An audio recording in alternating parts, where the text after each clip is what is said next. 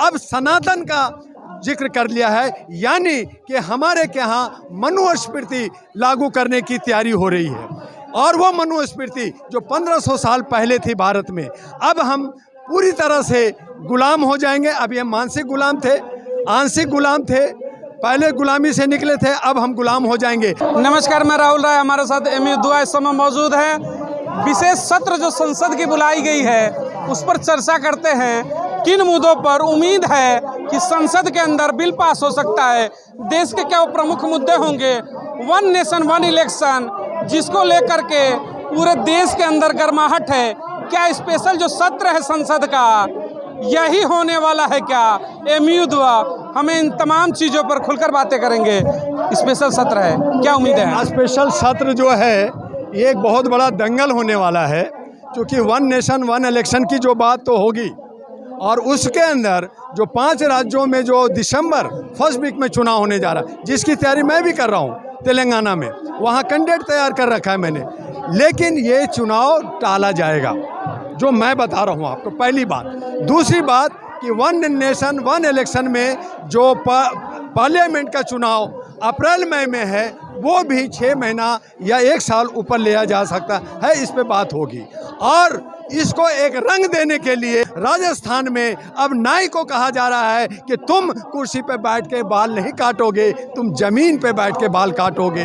तुम जो है कहार हो, तुम जो है लोहार हो, तुम जमीन पे बैठो। तो ये जाति का नफरत जो फैलाया गया है, आज पेरियार का जन्म दिवस है। आज मैं वो जो जिन्होंने ये जात प्रथा को ख़त्म करने की मुहिम चलाया, आज जंतर मंतर पे नफरत की राजनीति को ख़त्म करने की आवाज़ उठ रही है, वहाँ पे नफरत फैलाया जा रहा है, तो ये ठीक नहीं है। और ये 5 दिन का जो अधिवेशन है उसमें भी हमारे जो वर्तमान सरकार है वो नफरत फैलाने की बात कर रही है। वो मुख्य मुद्दा से जो रोजगार है, जो शिक्षा है, जो स्वास्थ्य है, उनसे हट कर करके नौजवानों को जो उन्होंने अपना एजेंडा बनाया था उससे हट कर करके वो बात कर रही है। तो इस तरह से देश हमारा बेड़ा गर्क होगा। देश को इन्होंने बेच दिया, देश को इन्होंने अंदर कर दिया। ऊपर से सिर्फ एक जो है कवर दिख रहा है, लेकिन अंदर से दीमक की तरह, ये घून की तरह चाट चुके हैं, खत्म कर चुके हैं।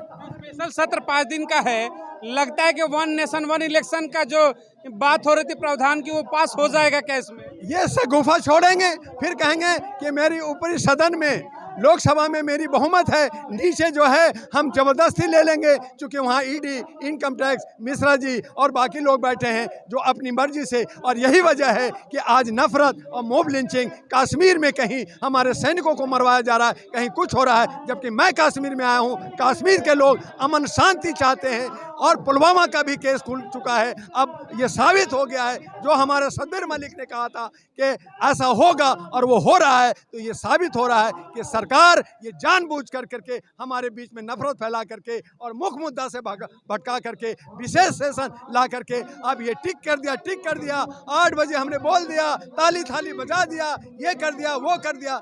ये देश के प्रधानमंत्री करना चाहते हैं क्या? ये लोकतंत्र है?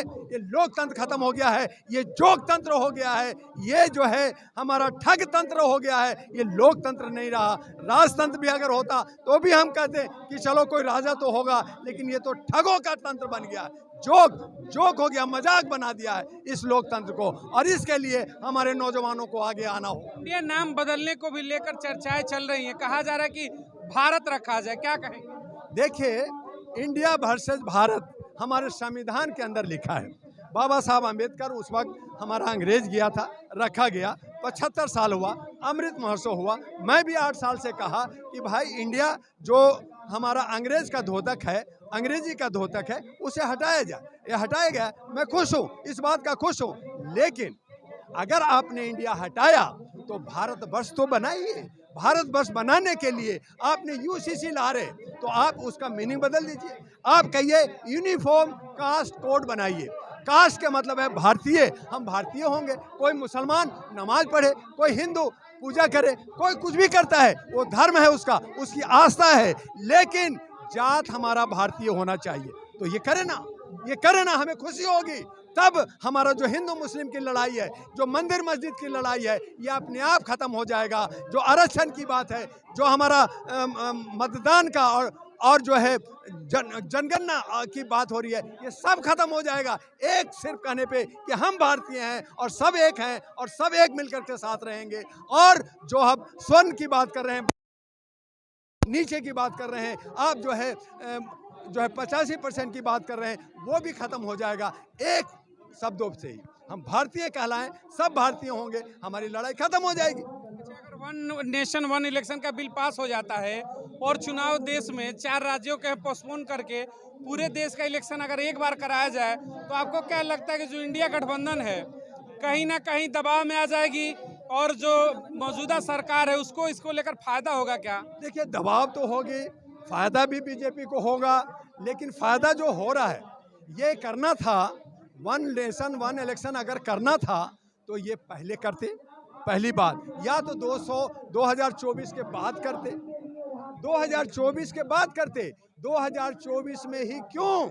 वो इसलिए कि आरएसएस का 100 साल पूरा होने जा रहा है।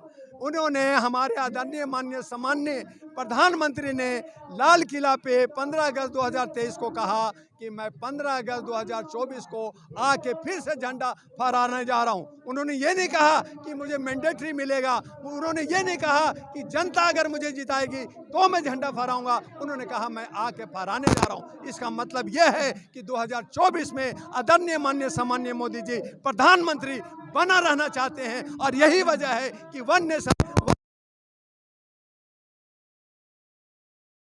है उसको आगे ले जाना चाहते। 140 करोड़ में 543 कैंडिडेट कहते रहा, तो मैं कह रहा हूं, मैं भी बहुसंख्यक का एक हिस्सा हूं, लेकिन मैं कह रहा हूं कि बहुसंख्यक फिर हारेगी और वही ब्राह्मणवाद, वही 3% की, और आप सब बंदर की तरह उल्लू बन कर करके, हम गधे बन कर करके, महामूर्ख बन करके उसकी गुलामी करेंगे और करना पड़ेगा।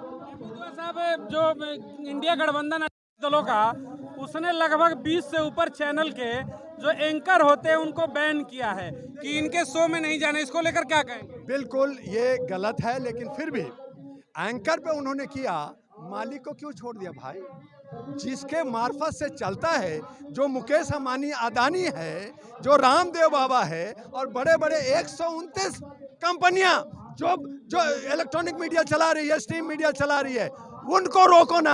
आप जो है एक बेचारा नौकरी करने वाले पे आप उंगली उठाने, व्यापार लेना है ना, तो कैसे रोके? तो ठीक है, वो किया है तो पार्टी पे भी करे। और तब मैंने कहा कि ये दोनों ब्राह्मणवाद, चाहे एनडीए हो चाहे इंडिया हो, ये दोनों ब्राह्मणवाद हैं, ये दोनों चट्टे बट्टे हैं, एक थाली के 2 सिक्के हैं। इन दोनों को हटा करके तीसरा फ्रंट आना चाहिए, और उसके लिए डॉक्टर दुआ ने अखिल भारतीय मानवाधिकार, जो हमने राष्ट्रीय महागठबंधन जो भारत का नाम दिया है, 222 पार्टियां हैं और पार्टियां जुड़ रहे हैं, और मैंने कहा है कि अगर हमें जरूरत पड़ा तो 543 पार्टियों को भी जमा करेंगे, एक एक कैंडिडेट को ला करके इन दोनों मनुस्मृतियों को, दोनों ब्राह्मणवादियों को हम बाहर खदेड़ेंगे, और इसकी हम तैयारी कर रहे हैं।